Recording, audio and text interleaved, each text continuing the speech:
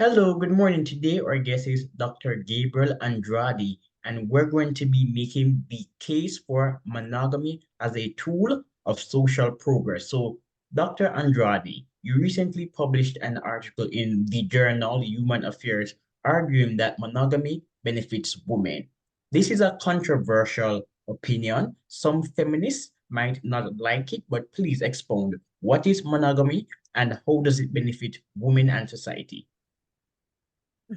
Well, I would say, first of all, I don't think it's controversial. I am not the only one making this claim, and it has long been made by other people. In that article, basically, I'm just restating their views. And of the long list of people who have defended monogamy as a way forward in progress, I would like to single out Joseph Henrich, who's a Canadian anthropologist. Yes. And when in Canada, there were legal debates about whether or not the state of Canada should recognize polygamous marriage. He was called to testify, and he made a very strong case against that. And additionally, Joseph Henrich has a long academic career, and he wrote a book that I think it's a must read for anybody in the social sciences, which is WEIRD, W-E-I-R-D, which for us, of course, the word weird means bizarre, but it's actually an acronym for Western, educated, and something else. Industrialized, rich, and democratic. Joseph was a guest on the show some time ago. Oh, okay. Yes. Well, you've made a very good choice in interviewing him. So basically what I do in this article is I take some of his claims, and, you know, I also bring forth other claims that other people have made, and I basically agree with them. So in a nutshell, if you want to know why I think monogamy is a force of social empowerment, not only for women, but for society as a whole, it's very simple. In monogamy, you have one man, one woman, right? In marriage systems where you do not have one man, one woman, it will usually lead to one man and many women. So really the alternative to monogamy, it's really polygyny, which is one man, many women. And of course, if many women have to share one man, then from the onset, they're already there at a disadvantage. That's to begin with, right? But that's not the only problem. The problem is also that because the world population is half and half men, half women, and if in a polygyny, one man can take more than one woman, but at the same time, a woman cannot take more than one man, then that implies that for every additional woman that a man takes, that leaves another man celibate.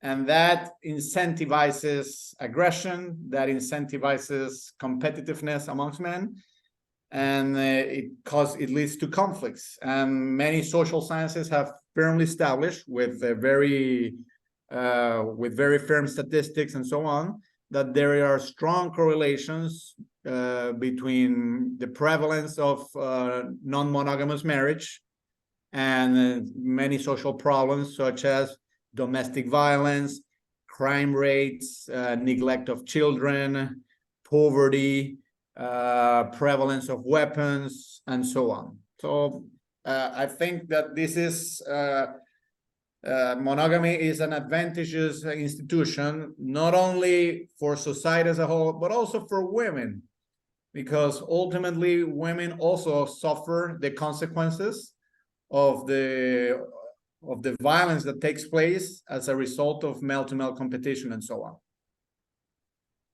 So that's in a nutshell the argument that I would make. I can expound on it in particular aspects. Of course, you're going to expound on the argument. We would love for you to elaborate. So I read your article, and in your article, it is enunciated that monogamous relationships benefit women for a number of reasons, especially the issue of male jealousy.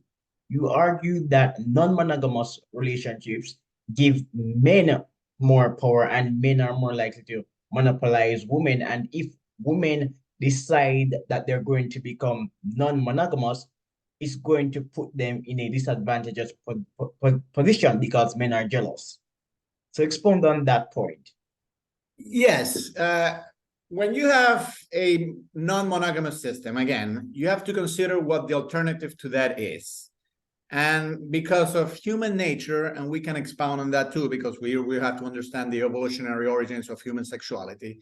Most likely, if monogamy is not reinforced by the government and by society, the default will be polygyny, which is one man and many women. It will not likely be polyandry, which is one woman and many men. Although there are a few societies that have practiced polyandry, but it's very, very rare, right? Now, in a polygynous society, a man will keep a harem, meaning that it will be him and many women.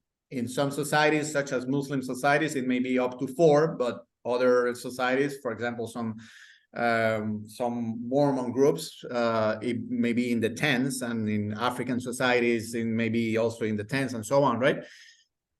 One man will be with many women. Now, that man who has many women, he knows that there are other men who are left without women.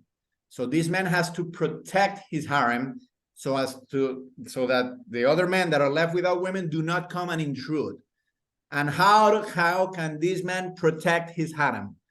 Well, he does that, amongst other things, by exercising extreme controls on women, not letting them out, not allowing them to see other males, requiring them to wear particular clothing so as to not be suggestive to other men, etc., etc. So the man who controls all those women, he himself is very jealous, right?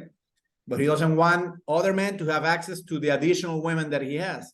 And in order to prevent that, he imposes a very dictatorial system on his own women. And that's why I'm saying that in societies where monogamy is not fully protected, correlates with actions in which women are not well benefited. And why does that happen? Well, because for the man to protect his harem, he has to impose this additional control on women. For example, another one is a good association that has been found is that monogamous society, the presence of women in the workforce is far higher, whereas in traditional societies where harems are more common than in Western societies, women do not participate as much in the workforce. Now, why would that be? Well, amongst other things, because of jealousy. Because when the man is concerned that there may be other men lurking around trying to get to the women that form part of his harem, he says, I don't want to take chances, so I do not let her work. Whereas if you have monogamy, you have one-on-one, and that implies that the other men have their own way of satisfying their sexual urges, and therefore the husband is not so concerned that another man might come and court his woman, because he said, no, probably that other man already has a wife of his own, because I'm not taking additional wives. So yeah, this is certainly a problem in traditional societies. It's revealed by research and by your work that monogamous societies tend to be more developed. The Western world is monogamous, and the Western world was monogamous before the emergence of Christianity. So I am wondering about the applicability of your argument to the contemporary West, because in the contemporary West, women are educated. They're actually outpacing men in terms of education. And I don't necessarily believe that in the contemporary West, if we become more polygamous, that it will limit the ability of women to work. But I must say this, I am pro-monogamy. I am pro-monogamy. I am a religious libertarian. But based on the structures of the contemporary West, I don't believe that the advent of more polygamous unions will result in the West reverting to that era when women were not dominant in the labor force. You may be right. And this is only one factor amongst many. And I do not claim to say that monogamy is the only factor that incentivizes women to go to work. No, there are many other additional things. But I do think that historically, the institution of monogamy did help women achieve a much greater degree of freedom. Now, very importantly, once that was established, maybe in the West, monogamy might no longer be necessary for women to keep their level of women empowerment. But certainly in those countries that are modernizing, let's say Africa, the Middle East, India, and so on, in those countries, I think monogamy is certainly will play a much larger role in women empowerment. So I would say that historically, monogamy did play a crucial role in the West for the empowerment of women, but let's say that it set the pace for what was to follow.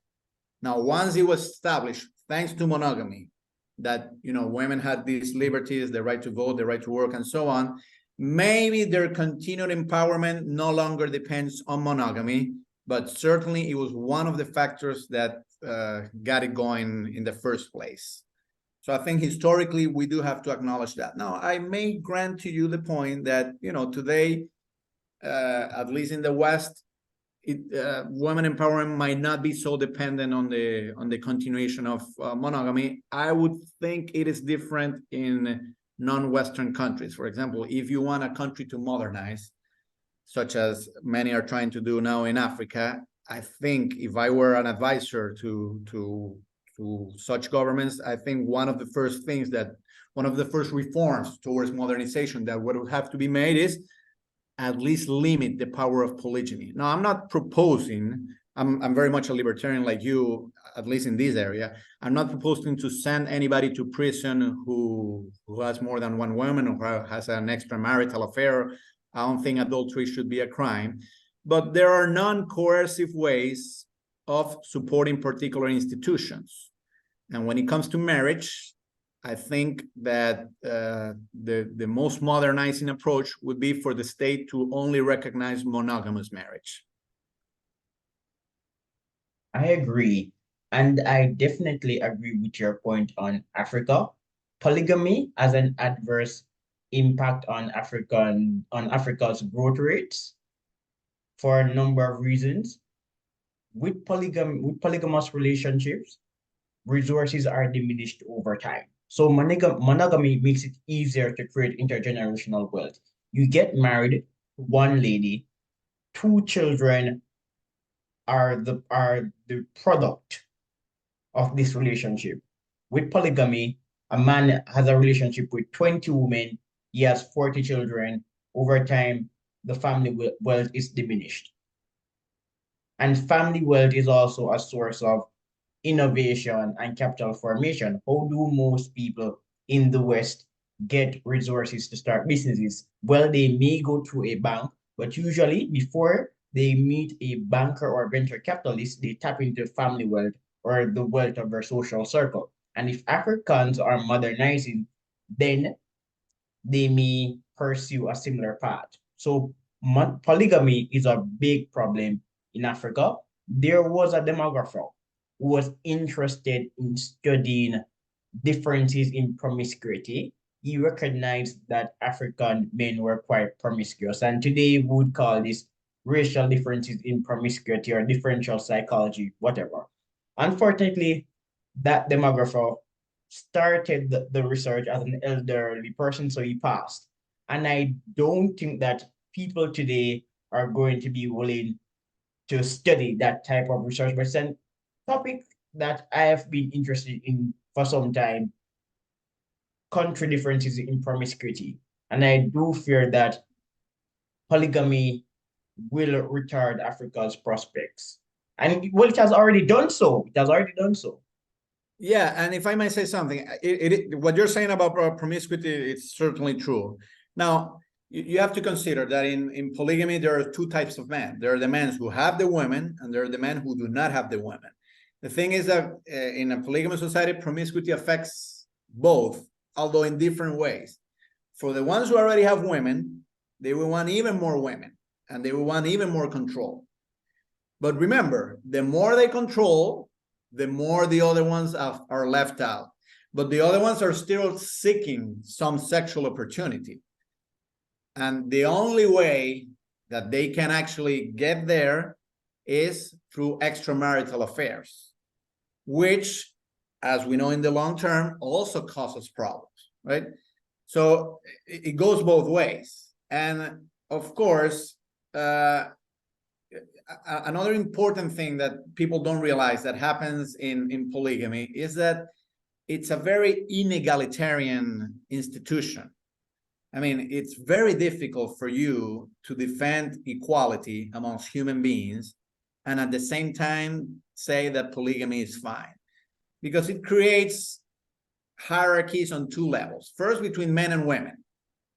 Why would it be that a man is allowed to have many women, but a woman is not allowed to have many men? That's the very first inequality that we would deal here with in a polygamous marriage. But an even more worrisome inequality that takes place is that who is the one who is more likely to be in control of women, whereas the other ones are excluded? The one who's more likely to be in control of women is the one who has more power and more wealth. And therefore, polygamy is a system that propitiates wealth accumulation at the expense of the excluded, right? Because the more women you have, the more children you have in these types of society, the more wealth you accumulate, an additional woman comes to your harem. And again, because of the 50-50 ratio in men and women in the world population, for every additional woman that a man takes, and the pool of women is taking one woman away from those bachelors. And there's a lot of statistics that support the idea that if you don't have sex, if you don't have access to women, testosterone builds up. Yes. And this unreleased testosterone, and Henrik Weir is the name of the book. Henrik makes he talks a great deal about this. High levels of testosterone are also correlated with high levels of aggression, of crime, of erratic behavior, and so on, right? So if we have this inequality in testosterone levels, where the man who has the woman is able to release his testosterone, whereas the excluded men are not able to release their testosterone, their testosterone levels will be through the roof. And in turn, because testosterone is a hormone that has high impact on behavior, that propitiates all sorts of social dysfunctional behavior, such as crime, alcoholism, drug use, and so on. So it is a problem from every angle. It's not just one single dimension. No, polygamy causes problems in many ways. And of course, the difficult thing is that I think conservatives miss something important. Although they defend the institution of monogamy, they also say that it is the natural thing for humans to do. And I'm not so sure about that. I think if we go to the basis of gender psychology, and if we have a good understanding of the way evolutionary biology worked and how human evolution took place, we cannot say that monogamy is the default natural mode for human beings. No, actually, it doesn't come naturally to us. It needs some support from some social institutions, because if we are left to our own devices, we would most likely be polygynous as in the rest of the world. And this is why Henrik says that we're weird. We're weird, and in the sense of being bizarre, because for most of human history, this is not the way we were. For most of human history, most societies have been polygynous. It was by some accident, by some unforeseen pattern of history, that we came to be monogamous. And Henrik, he attributes the church he says that it's because of the church's actions during medieval times. And this thesis has been somewhat disputed, but I think he has a good point. And he's not the only one who have made this argument. There were other anthropologists who made it before. For example, Jack Goody. Jack Goody, exactly. I was just about to say so. Yes. Gabriel, Gabriel, I'm on the right. I'm a libertarian, a religious libertarian who likes conservative writers, but I'm contemptuous of many of them because conservative writers don't engage the literature on biology or differential psychology or evolutionary psychology, they shy away from discussing cultural issues. So originally, conservatives were really big on culture and cross-country differences. Today, they're really politically correct. They rarely talk about culture on a racial or socio-political level that's not dealing with individuals. So they will say that white working class people have a negative culture or some elements of black culture are negative, but they're not going to talk about cross-country differences in culture or racial differences in culture. And I think that these issues are super important. For example, we're talking about monogamy. Monogamy, based on what I've read, is really an indication of development. When cultures are exposed to Western modernization, Western culture, or even if they become more educated, they also become less polygamous. So apparently, monogamy is correlated with modernity. Yes, Another, absolutely. yes, exactly. Another And issue, if I may interrupt here, of course, for very obvious reasons. For example, you're based in Jamaica, right? If I'm not mistaken. I was born in Jamaica, but I'm not in Jamaica at the moment. Okay, may I ask where you are right now? Yeah, I'm in Europe. I'm Okay, in you're in Europe. Europe. Yes, yes, yes. Okay, in a European country, in Western Europe, I suppose. Yes. Okay, so let's say France, Germany, one of those countries, and I'm here in the UAE. Now, these are hotbeds of capitalism. Now, I suppose that you may live in an apartment in a European city. I live in an apartment in Dubai, right? Or on the outskirts of Dubai. Now, with large populations, if you have a family, how can you sustain 4 or 5 women in a big industrial city where you go and work in finance or you work in services or any other industry that's associated with modernization, right? It's very difficult to do. The kind of whole household structure that you keep that's typical of polygamy, it's really only compatible with a more rural lifestyle, big plantations, small villages, and so on, right?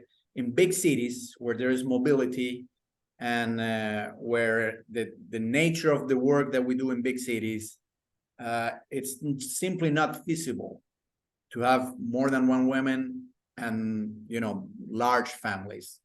That may have been feasible closer to the origins of our species, and that's why I'm saying that maybe polygyny does come to us more naturally than monogamy. But we have to understand that European cities, or Dubai for that matter, they're very far removed from our original settings in the African savannah. So I think Henry has a very major point here when he says we're weird, we're bizarre, because the way we behave now, it didn't come naturally to us. And the way that we're organized in big cities with education and so on, and monogamy, it came because of particular historical contingencies. We were not fated. We were not destined to live the way we live in these cities. And I wanted to compliment what you were saying about the relationship between monogamy and modernization, because it's simply, even from a logistical point of view, it's very difficult to maintain a polygynous structure in an industrial society. It's simply not feasible. Capitalism did not create the conditions for the nuclear family. The nuclear family is older than capitalism. The nuclear family is compatible with capitalism. This is what the research of people like Alan McFarlane has shown. So I originally, agree. I agree. exactly. Originally, it was But I would say it was a feedback mechanism as well, because once capitalism got going, there was greater pressure on traders, workers, financiers, bankers, and so on to keep the monogamous family. But you're absolutely right. I mean, the Greeks and Romans, they were mostly monogamous, and capitalism didn't exist back then. But if we go further back to the origins of our species. I mean, I'm comparing Greeks and Romans, that was only 2,000 years ago. But I think we would go, let's say, 100,000 years ago, or maybe 150,000 years ago, when, you know, anatomically modern humans began to emerge in the African savannah. I mean, it's hard to speculate, but based on the insights from primatology and comparative anatomy and so on, it's difficult to establish that we as a species were naturally monogamous. We were not entirely polygynous, as in, say, gorillas, but we were not entirely monogamous, as some conservatives want us to believe. And so, and the religious conservatives, they're even worse, because I mean, they claim that because there was Adam and Eve, that on that basis, because the very first human couple was just a couple and they were monogamous, then that we're naturally monogamous. Of course, I don't believe in the existence of Adam and Eve. I'm not a creationist. I'm not a religious person.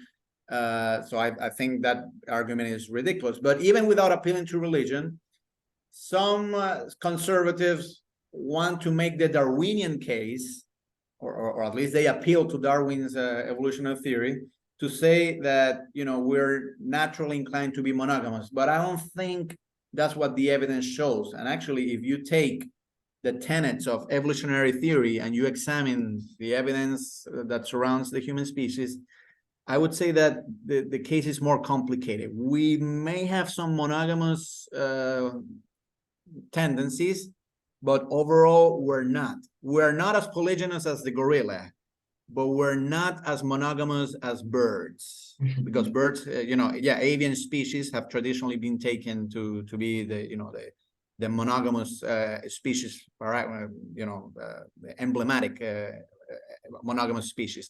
We're something in between. But because of particular developments in the history of our civilization, monogamy came to be established, at least in the Western world. And monogamy is responsible for pacifying men. Married men earn more, they are more productive, they don't have a great incentive to engage in risky behaviors. And this is one of the benefits of marriage, for men especially. Exactly. If you are one of the men who's excluded from women, and again, if you go back to evolutionary theory, it's all about reproductive success.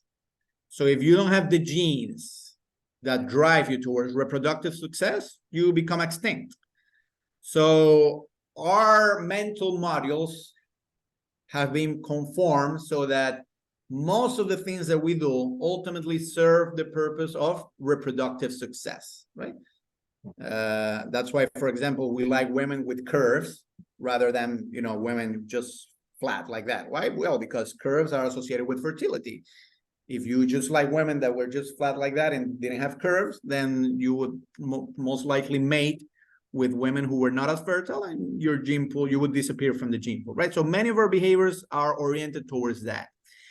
And if you are an excluded male who has no access to females because one alpha male has monopolized the other women on the basis of the polygynous system, you still want to reproduce, because I mean, that's what's driving your behavior. But if you have no access to them, ultimately your mindset, I mean, maybe not on a conscious level, but your ultimate mindset will be like, I have to do whatever it takes to have reproductive success. And that entails taking risky attitudes.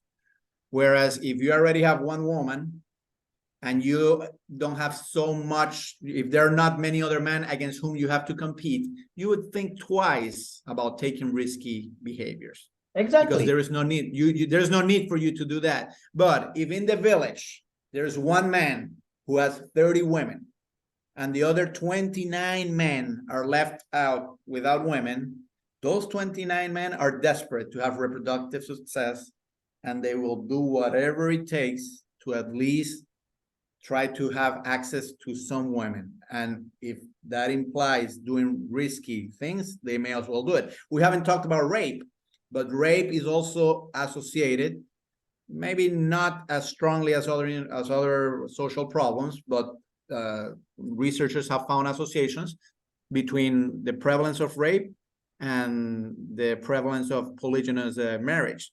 Again, if you follow the logic, you will understand. If you have to do whatever it takes to have reproductive success and you have no access to women, then that makes it more likely that you will try to find your way through women by force. And this is a Exactly. problem. For example, even in modern societies, violent men are more likely to have children. Many of these violent men are from the working class. Working class men don't have access to opportunities that are available to upper and middle class men. So how do working class men achieve social status? Many of them engage in violent behaviors. They engage in violence to acquire wealth, and then this wealth is used as leverage to impress women. Women sleep with them and they have more children.